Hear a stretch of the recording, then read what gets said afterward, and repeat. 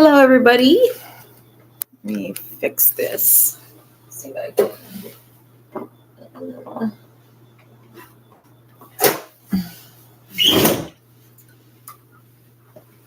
It's getting kind of hot in here. Maybe not.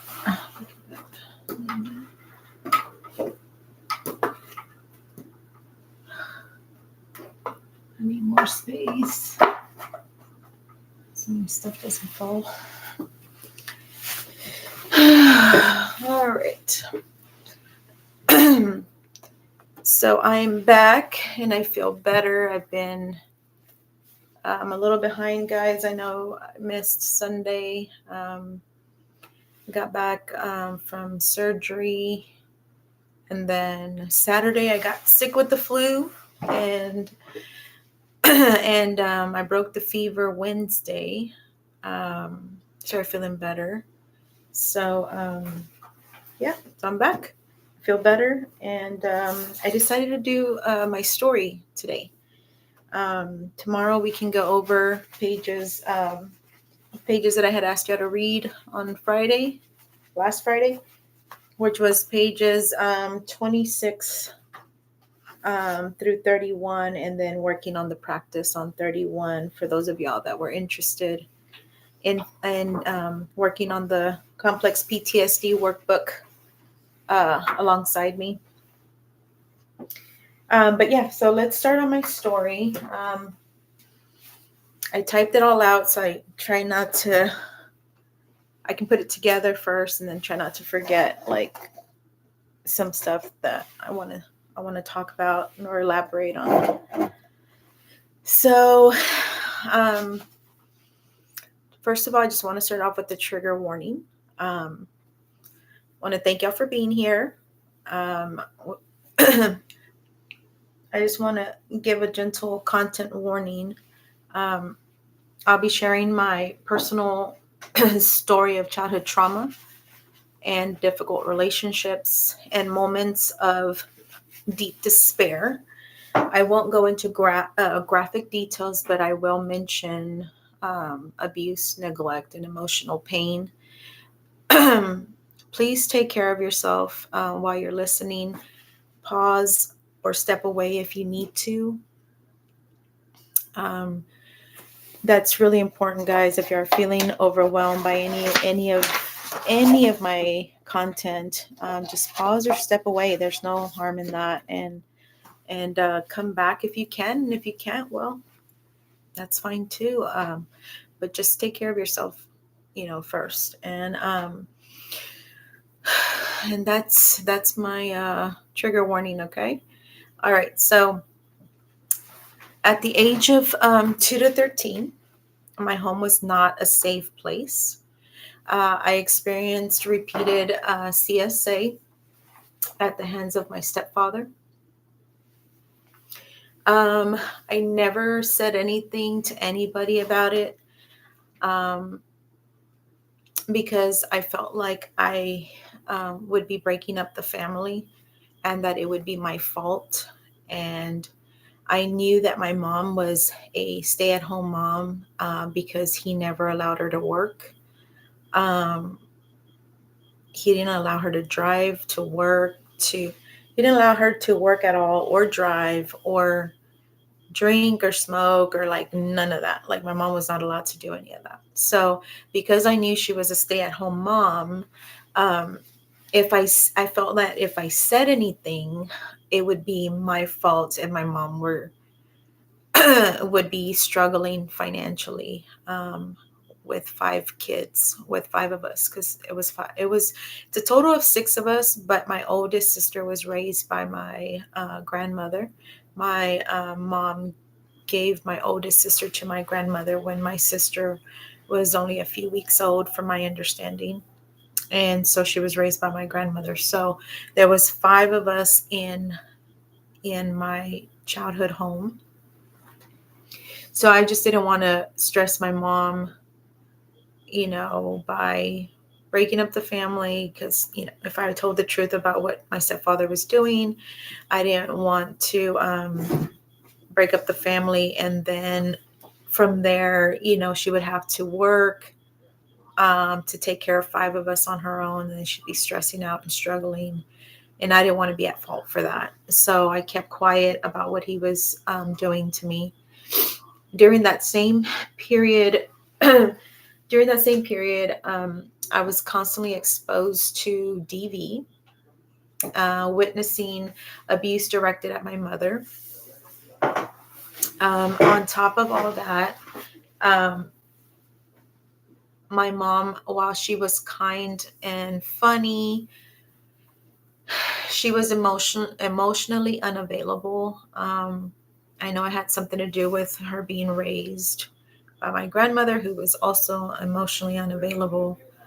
Um, but that left me without safety, affection, or attachment that I desperately needed. Um, my first, my first and only hug uh, happened for me at 11 years old. That was the first time that my mother had said, "I love you," and that she had hugged me. And it came, I guess, how it transpired was I had run away a few times from home by this point, by 11 years old. And I wouldn't go far, but I would just try to get away. So anyway, my aunt had suggested to her that she should take me to a counselor. And so she took me to a counselor to, it's kind of like, I remember when my aunt said it to my mom, I felt like they were doing it like as, yeah, you need to take her to a counselor type of thing. Like it was, and I knew my aunt really didn't know what was going on, but I guess I felt like she said it in a way like this was my fault. Like there was, like, I'm a bad kid, so she's a bad kid, so you need to take her to the counselor, take her to counseling or something, That's how she made me feel at that moment. And so my mom, took me to a counselor, and we were there in the counselor's office, and uh, she had asked my mom to step out and wait in the hallway. And so she was talking to me, asking me questions, and she said, um, "Does your mom hug you?" And I was like, "No." And she says, "So your mom doesn't hug you?" And I said, "No." "So your mom's never hugged you?" And I said, "No." And she said, "Has your mom ever told you she loved you?" And I said, "No." The counselor was in shock. And I think that's why she had to ask the questions in different ways. And because she just couldn't believe that at the age of 11, my mom had never told me that she loved me, and she had never given me a hug. And so she was really upset. You could see that she was visibly upset. And she says, "Okay, well, I'm going to call your mom in here, and I need you to sit outside while I talk to your mom." And I said, "Okay." So I went outside in the hallway, and I waited, and I am pretty sure she gave my mom an earful, because when they opened the door and they let me go in there, uh, you could see that the counselor was really upset. And she told my mom, "Now give your daughter a hug and tell her that you love her, because children need that." And it was like the most awkward moment for me, because I never I never knew I was missing that, because I had never had that, right? So when she hugged me, I just remember feeling so awkward, and I didn't hug back. I just kind of like let her hug me, but I didn't know what to do or how to react to that. And and then after that, I can't remember like what was said or what, but that never happened again. Like I don't think I kept going. Like I didn't continue going to counseling. They didn't continue taking me to counseling or anything like that. And I think because my mom realized that she was the one that was in trouble. And I think they were taking me there because I think they were thinking that I would, I was being bad, and so I needed to be taken to a counselor. So I think things turned around, and she was the one that was in trouble by the counselor. And I don't know that she liked that much, but I didn't go back. I was never taken back to any counselor. And that was the only time that I got a hug or an I love you from my mom at the age of 11. So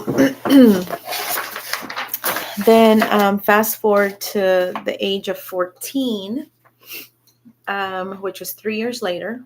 I was desperate to escape that house. I just wanted to get out. I was tired of being CSA'd, and I was tired of just all the DV going on in the house, especially when my stepfather would get drunk on weekends and come home and just cause so much chaos in the house. And then I was the oldest one out of the 5 in the household. So I felt like it would fall on me to be the one to try to step in to stop them, or to call the police on him, to get him arrested. And we didn't have a phone at home, like a home phone. And back then there were no cell phones that I remember. So I would have to run across the street to the projects and use the payphone at the projects and call 911, or I'd have to run to my aunt's house across the street at the projects to ask her to call the police. But yeah, so I thought the only way to escape that house without breaking up the family was just to get pregnant, purposely get pregnant, so that I can move out. And at the same time, at that time, it felt like survival. Like I just did what I needed to do to get out of that situation. And that was the only way that I knew how to get out of that situation, without having to talk about what my stepfather had done to me. So, but when I moved out, I realized, well, I didn't realize it at the time, but looking back, leaving didn't magically remove dysfunction. It followed me into my relationships because I didn't yet have the tools or the understanding to break free from like the patterns of trauma that trauma had instilled. And so, in my first marriage, my husband was a good guy, and he loved me deeply, but I was still living in survival mode. I didn't know how to trust or respect him fully, and I became controlling to protect myself. I hurt him even though he had never abused me. And that marriage ended after 2 kids and 10 years of being together. So I felt like I was the one that was causing the pain, because as a protection mechanism, I guess, to protect myself from being abused and stuff. So I was very, I just wasn't a good wife in that relationship. I don't think that I could be. I mean, I was still a child. I was 14 years old and pregnant with my first child, and then I had my second one at 16 years old from him. And then all the while we're having problems, but he's trying to make it work, while I just wasn't. I was just not a good wife. So after 10 years, it ended. Shortly after, I got into my second marriage. And of course, we weren't married at the beginning, and we didn't get married until a couple years into the relationship. But um, the second marriage mirrored the chaos of my childhood. He was abusive, addicted, and unsafe for sure. That relationship lasted also about 10 years and caused immense amount of pain for me and my children. It ended only after a devastating event, and that forced me to leave, and he went to prison. My oldest daughter and I needed years of counseling to heal from that trauma. But looking back, guys, I think if I mean, so much has been going through my mind this week. But as I was writing this, I was like, looking back, I wish I would have taken all my kids to counseling, not just my oldest, and myself, because all my children till this day need counseling. Um, they and so that's a deep regret for me, that I didn't know better, but I just wish I would have known, you know. Anyway, so um, yeah, so my third marriage. My third marriage was a little different. He wasn't abusive, and he treated my kids as his own. He was an affectionate man, and I had not experienced that in my second marriage. My second marriage, of course, he was not affectionate at all. And I was 21 when I got into my second marriage. And then in my third marriage, that was a huge difference for me, that this man was affectionate and he loved my kids as his own. That was huge. And so after my kids' dad had gone to prison, they had already experienced so much loss. Um, and at the time, I chose to stay in this third marriage, because I wanted them to have a loving father figure. Um, so I put my own needs aside, thinking that their stability mattered more than my happiness. Um, but he struggled with addiction and infidelity, and I still wasn't fully healed from my past. I now understand that this was me continuing to sacrifice myself for what I thought was right at that time. Um, yeah, so my third marriage was ended after about 6 years. 6 years of being in that marriage, and in that relationship, and so I tried at that time. I tried to stay as long as possible for the sake of the kids, just because um, they'd already suffered enough loss, and I just didn't want to cause more loss to what they'd already suffered. And so it was just me continuing to for as long as I could put myself aside to be able to make it, a little longer and a little longer until I just couldn't anymore.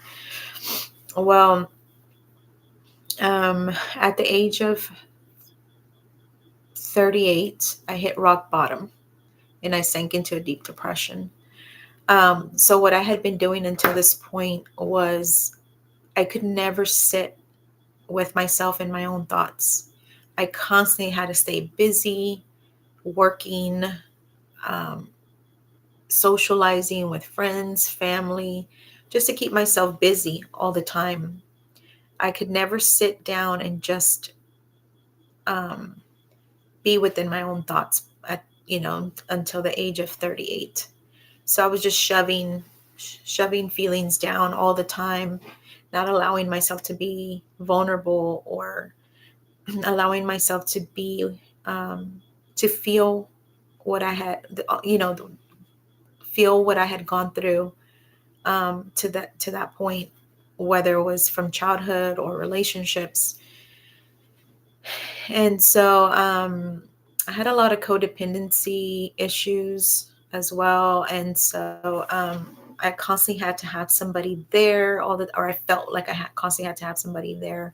So I constantly had to be in a relationship. And I would just get into another relationship to forget the previous relationship. And you can only imagine how much more trauma that adds to you, to yourself, you know. Let me turn on these lights. Hold on.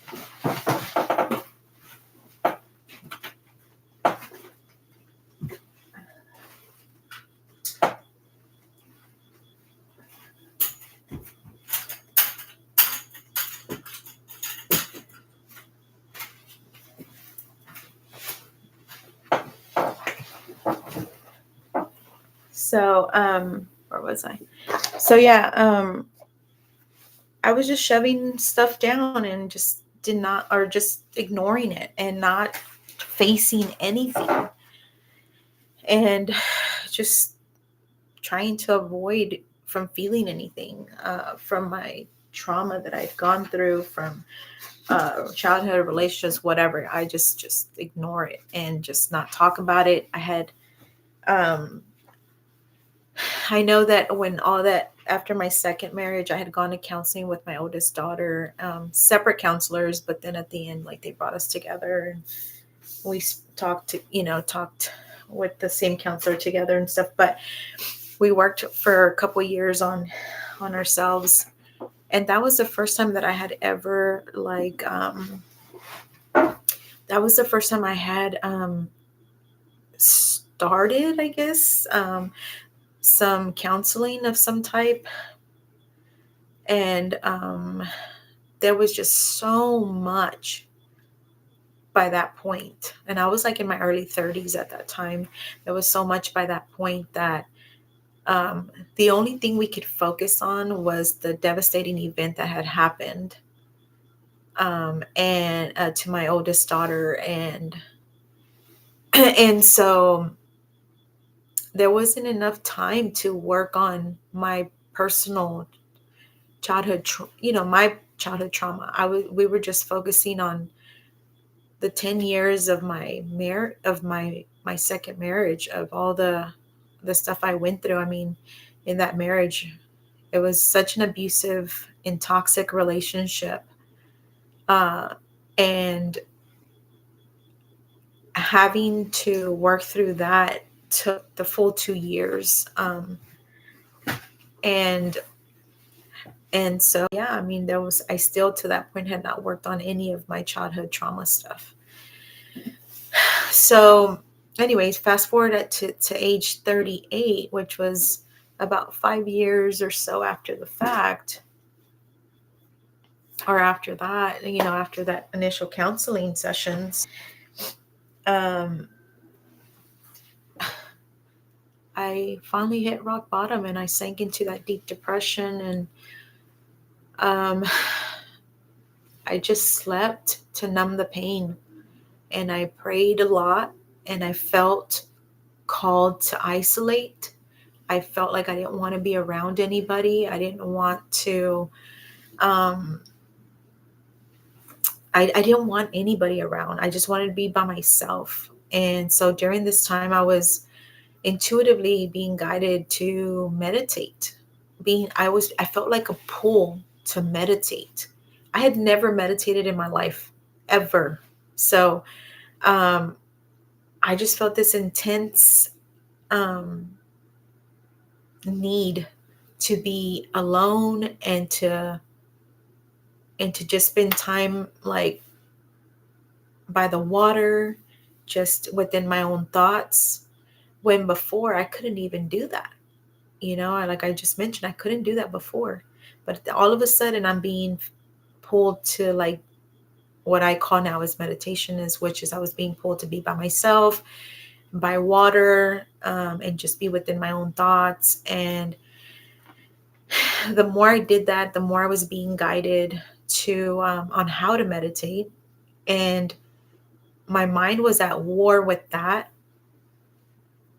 because when I was in a Christian Pentecostal church, during my second marriage, I was told by the pastor that meditation and yoga were not of God.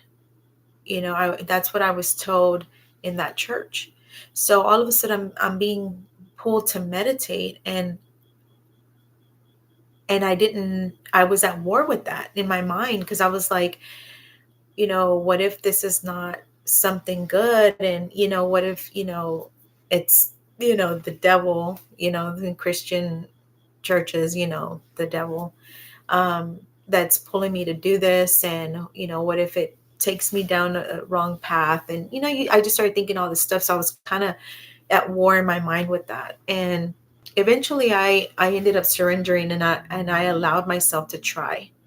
Um, Through the meditation, I began writing down, I was being given instructions to write down every hurt in my life, starting with my most recent breakup, because at 38, and I hit rock bottom, that deep depression happened after yet another breakup. And so I cried as I wrote. Then I was being given instructions to burn the pages.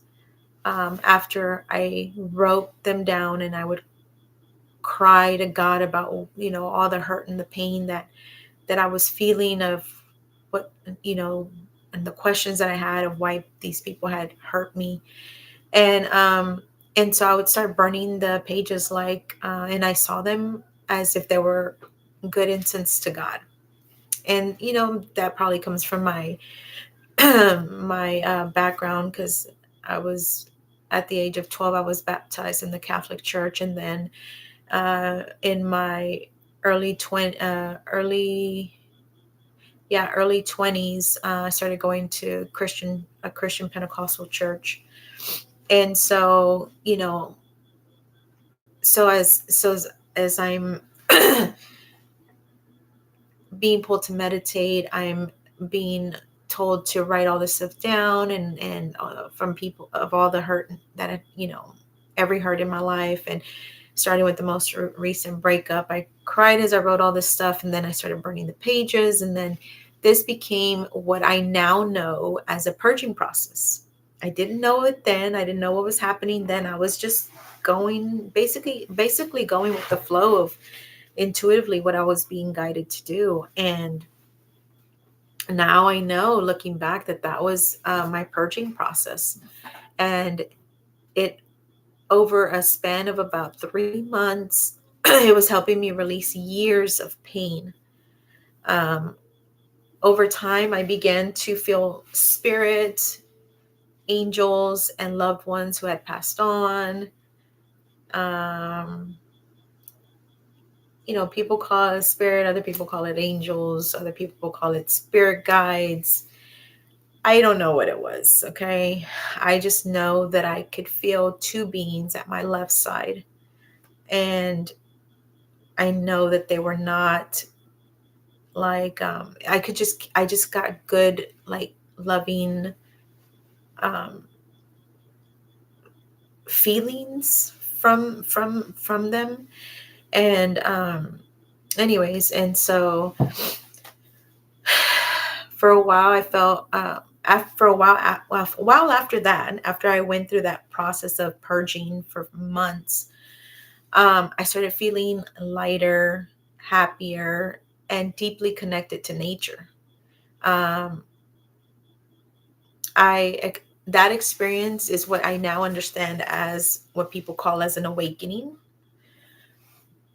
But I don't even know how to explain it, but I just felt drawn to nature. I wanted to be out in nature all the time. So I would go for hikes, and then I felt the need to put my feet on the ground and my hands in the dirt, like with no, barefoot, complete, no socks, no shoes, my hands in the dirt. And it couldn't just be any dirt. It had to be like the there I dig a little bit, and you'd get a little bit of wet dirt underneath. And that was that was what my feet were were wanting to be in, and my hands. And so I would put my hands in my feet, and I didn't know what that was. Now I know that's grounding, even though I didn't have the words for it then. I just knew these were feelings that I was feeling that I needed to do. And so when I go for hikes, I would do that. I started like saging myself as well, and just being out there and just clearing my mind, and then I would just talk to God, and to me that began opening the door to learning how to be how do I say it, more connected to nature, I guess, to the point that it felt so magical. Nature felt alive to me. Um, I felt like it was it was conscious, like it was alive. It was conscious. It was conscious of me being there. Like I felt like the water was powerful. The ground was powerful. I can't even explain how how powerful that felt for me, as far as like it helped me so much during that process of purging and my awakening and all that. And I didn't understand it, and I kept researching, like, what am I going through? Like, it was like I would research like all what I was feeling, and nothing would come up on YouTube, on like I couldn't really find a lot of information out there. And so I started looking into like trying to go find groups, trying to find groups that I could get answers from, like people that have gone through it. And it was just really tough. I felt really alone. Like I felt like my family couldn't understand. Nobody could understand what I was experiencing. I could feel people's individual energies, some like really strong. I people that had passed on and stuff like that. And so, anyway, so all of that was happening during my awakening process. And then um, I would say then, okay, so this was from like April through about August that I went through that process. Then I would say like the end of August or so, or middle of August, I get my sister sends me a photo that she found of me at the age of 2, and it triggered memories of my childhood trauma. Um, I remember seeing that picture, and I remember looking at myself in that picture and just looking at my arms, and you still could see like the little baby cute rolls on my arms at that age. And I remember my first thought when I saw that picture was, how could a grown man have any type of desire for a baby? For a baby, because I saw myself, I looked like a baby still. My arms still had the rolls, the little cute baby rolls on them. And ooh, that's still tough. That's still a tough question for me. Um, how can a grown man look at a baby like that with any kind of desire? It's just, to me, it doesn't make sense. Um, anyway, I that picture triggered me, like it I spiraled into a deeper depression. Um, and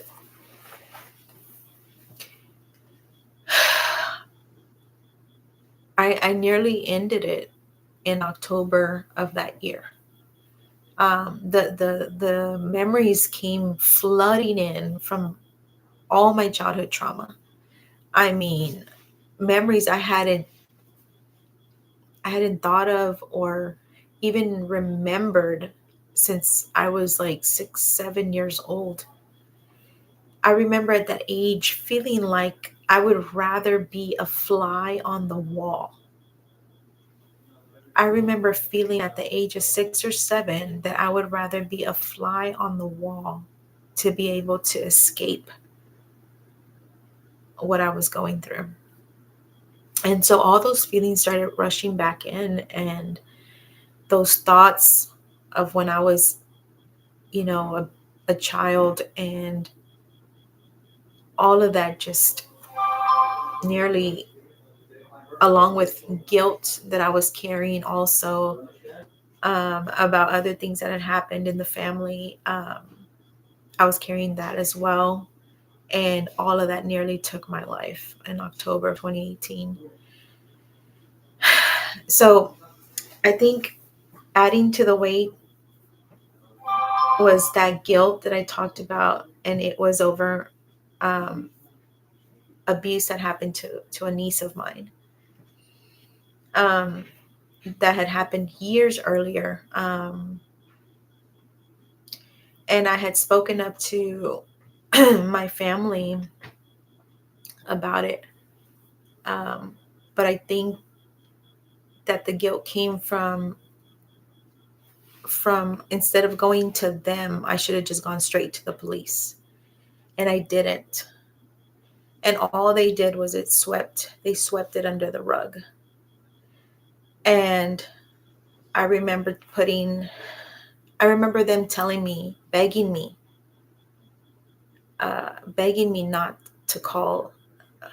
Oh, I remember them begging me not to call the police. And I felt like I was in the middle of either I choose my siblings or I choose my niece. And I just felt I was so close to my family at the time. Like we've always been really close. And so I felt like I was backed up against the wall, and I didn't have the strength back then. The strength that I have now, I don't have it. I didn't have it back then, to be able to just be like, I don't care what you say. This is the right thing to do. And I'm going to call the police regardless of what you say. Right. So I just, so the guilt from that ate me up. And so you combine the guilt of that with feeling like your you failed your niece, right? In that aspect, even though you did speak up for her and you brought it up to the whole family and you confronted everybody and you did the whole what you thought was the right thing, right? But I still wasn't strong enough at that time to go up against my family, I guess, and just do the right thing. So so I blame myself not doing more. That guilt fed my despair, and it made me feel responsible for harms I couldn't have stopped at the time. So that definitely was eating and chipping away at me every day, all day long, for months. So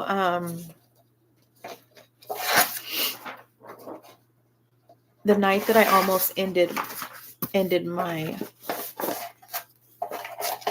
life, I felt like I was told to call my my third husband, which our relationship was amicable, and I mean, we talk from time to time and stuff, and so I called him to say goodbye, and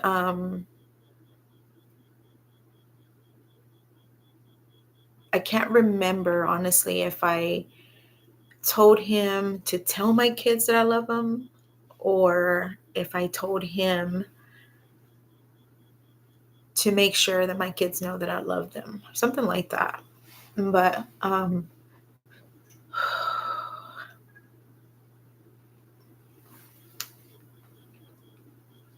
glad that I called him. He reminded me that if I went through with it, I wasn't just letting my stepfather's abuse continue to affect me, but I was allowing. Sorry.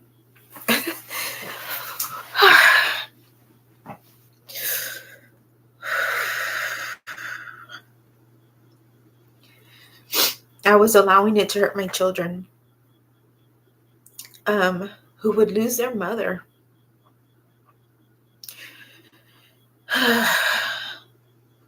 He asked me, why are you going to do this?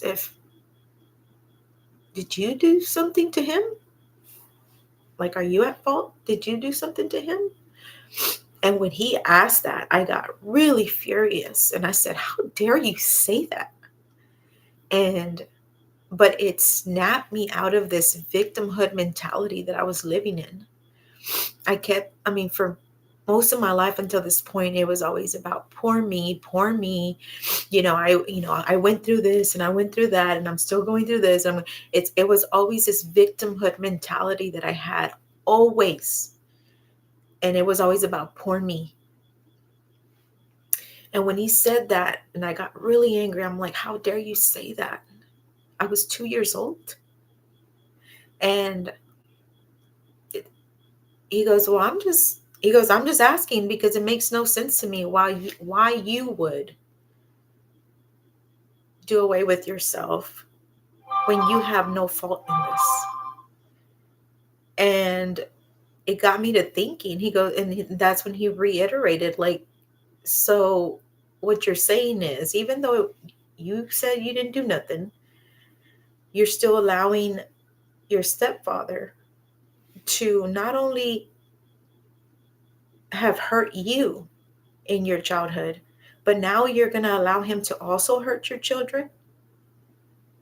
And I'm like, what are you talking about? And he was like, yeah, you're allowing him to take you away from your kids. Don't you think that that's going to hinder your kids' childhood? Don't you think that that's also going to give them trauma from losing their mother?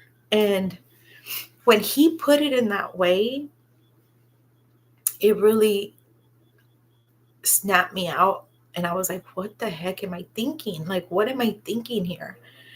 And when I saw like when he put it in that way, and I could get out of the bubble of just poor me, and I could see the consequences of what my actions were going to do to my children. My kids already need counseling, but I can't even imagine what they would be going through today if I would have done that on October of 2018. So it snapped me out of it. I was able to see the bigger picture. And I'm just glad that I was able to get out of that victim mindset, because it wasn't helping me at all. I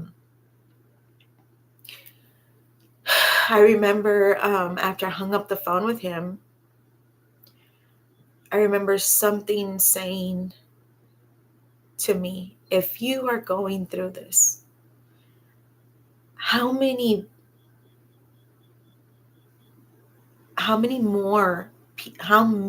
others are out there that are going through the same thing? How many others need to hear your story of what you've gone through, what you're going through, to help them?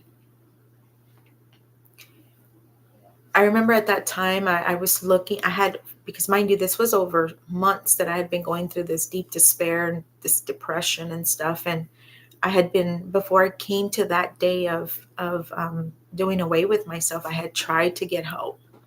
I went to, I called counselors to try to get in to see a counselor to get help, because I knew that it was headed in that direction already. And so every time I'd call a counselor, they were like, yeah, it's going to be like $250 for a session. And I couldn't afford that. I didn't have health insurance. I was a single parent living in Austin, which Austin is, the cost of living here in Austin is just so expensive. And I was doing it on my own. I didn't have help from their father. He was in prison. And so I didn't have any kind of financial help. It was just me. So after that, I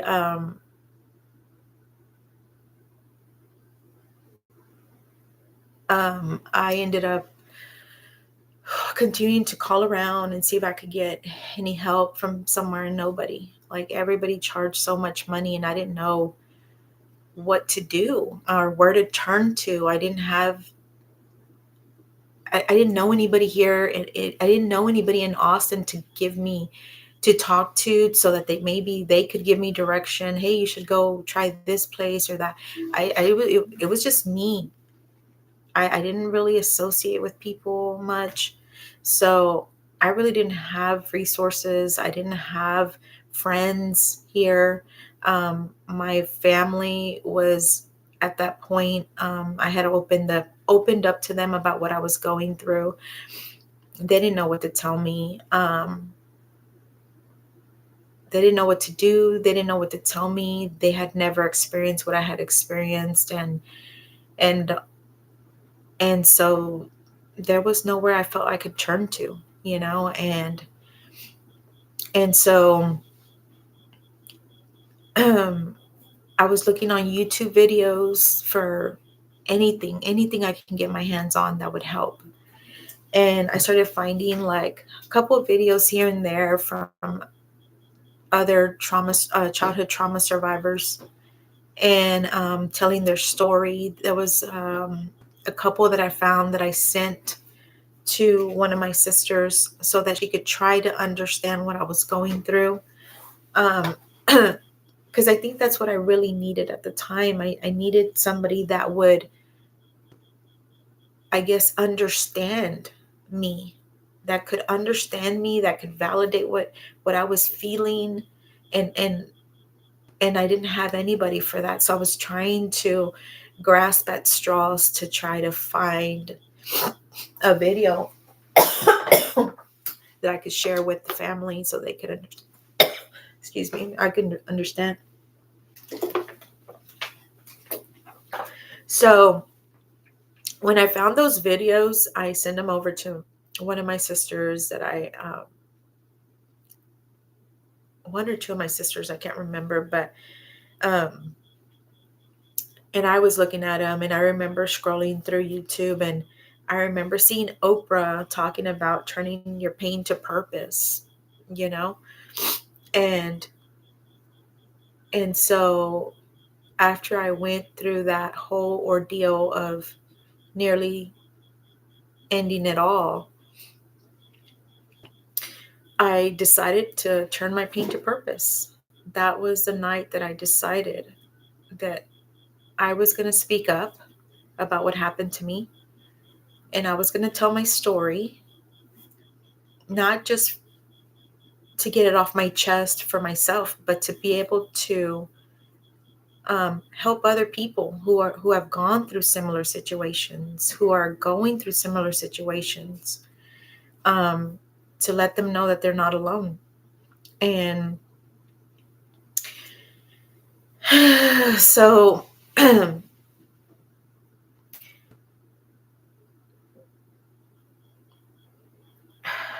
I guess that was my turning point. That was my turning point when my pain became purpose. And from that day forward, I knew this was my calling, that this was what I was supposed to be doing, to help others heal, and so that people wouldn't feel alone. And so I remember that October, and I decided to do it specifically on October 31st of 2018. I went on social media and I tried to do it in an educational way as well. And I talked about my story and more specifics and stuff. I just was trying to get it out of me, just because I felt like it was weighing me down. It had been weighing me down and stuff. So I talked about all of it and I got it off my chest, and I told the world what had happened to me, and that itself alleviated so much of the heaviness that I was feeling, because I literally felt like I was drowning in silence. And when I told my story, that was that was the beginning of, I think, my healing process, of what of finally starting to work through all of it and become better, and educating myself and trying to be a better version of me. And today, I am a psychology student. I'm set on trying to raise awareness on child abuse throughout the world eventually. I hope to one day open up a nonprofit organization that will help parents, children that don't have health insurance, that don't have the finances to get the counseling that they need. And I hope to help in that way, so that people that are wanting to get the help or needing the help, that it is available for them at a very, very low charge or no charge at all. So that's my goal now, to be able to help in this world, and after doing like so much work on myself, because after that I started like digging for psychologists on YouTube, information on healthy relationships, what it is to be narcissistic, what it is to be a sociopath, a psychopath. I just started researching everything I could get my hands on as far as that and relationships and just my trauma. And I just started, I finally found a place that was low income. It took many months later after October to find a place that went by your income. And I went there, and I was not happy because there was a lot of students that were trying to get their hours right, to become psychologists, but they were not good. And I would just sit there for an hour and just talk somebody's ear off, and they just wrote stuff down on a notepad and ask just questions that I don't know they didn't do anything. So I stopped going eventually after like, I think 4 visits I think I was paying like $35 a month, and I stopped going because it just wasn't really helping. And I started looking for a different place that was also low income. That one helped. That counselor was better, and she helped a bit more. But yeah, so I I started doing like a bunch of work on myself over many years, and just trying to educate myself on my trauma and understanding everything that that I had gone through, or what it was I was feeling. And so at the age of 43, after years of like deep reflection and meditation and therapy and learning about myself, I I know I also went through like relationship classes where they teach you about like your toxic patterns of love and stuff like that. It was so I went through that as well, and I finally, after so many years, at the age of 43, I entered a healthy relationship. Healthy relationship, but the first year and a half was kind of rough. You know, we were learning each other, and and we both came from past toxic relationships, and we each carried our own scars. And but instead of like letting them define us, um, we became a source of peace for one another.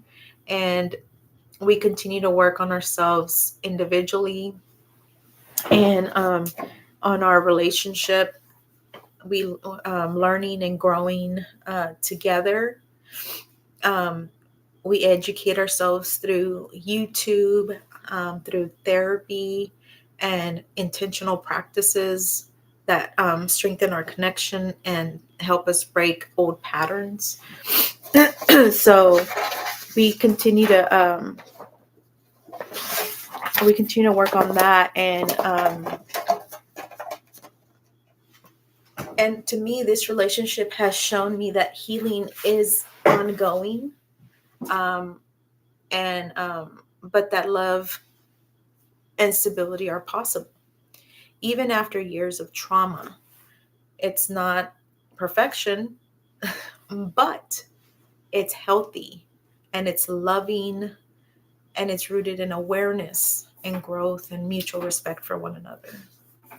Um, I feel like sometimes as children, or even as young adults, we carry guilt for things that were never truly within our control.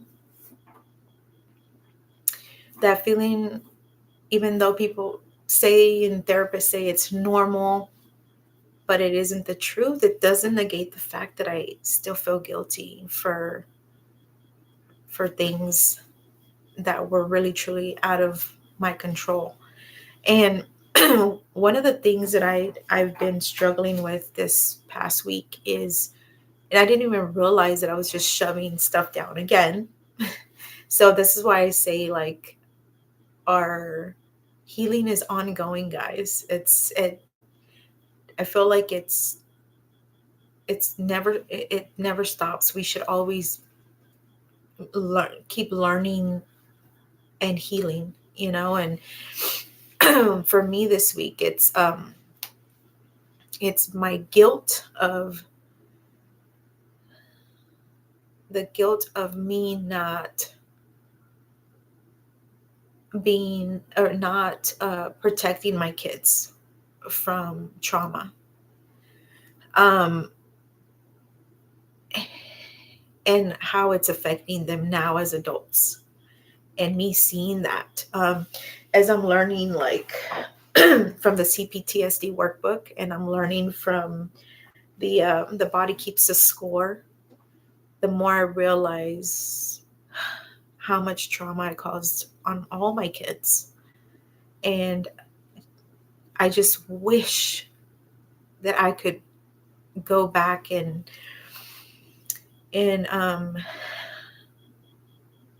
heal, or start my healing journey long before I had kids, and so that I wouldn't have had to expose them to the trauma that I've exposed them to, which they are now suffering from as well. And so that guilt has been heavy this week. But I'm learning and I'm growing, and I'm also working on that too within myself. And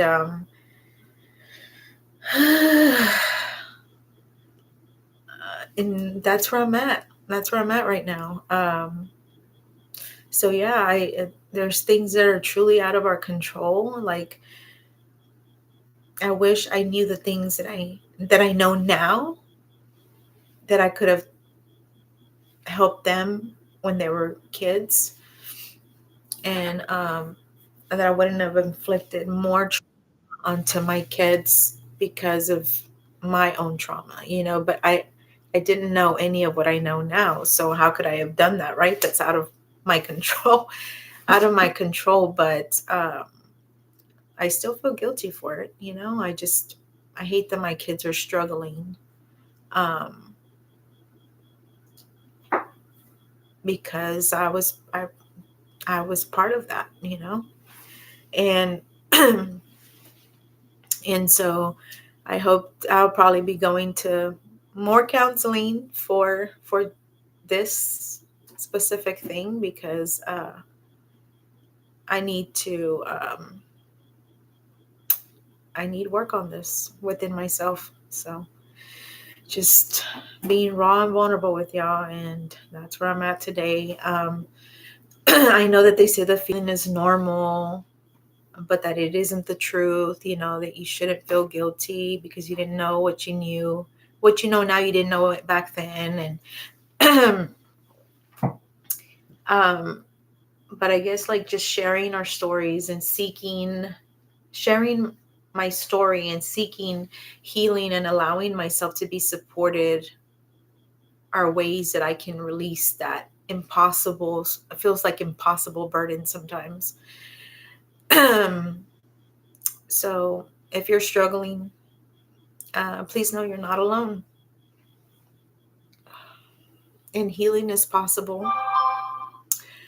Not in a sense that it's going to truly, fully all go away, but we can educate ourselves, be proactive in educating ourselves and learning how to be more aware and conscious of our patterns, of our subconscious patterns, so that we don't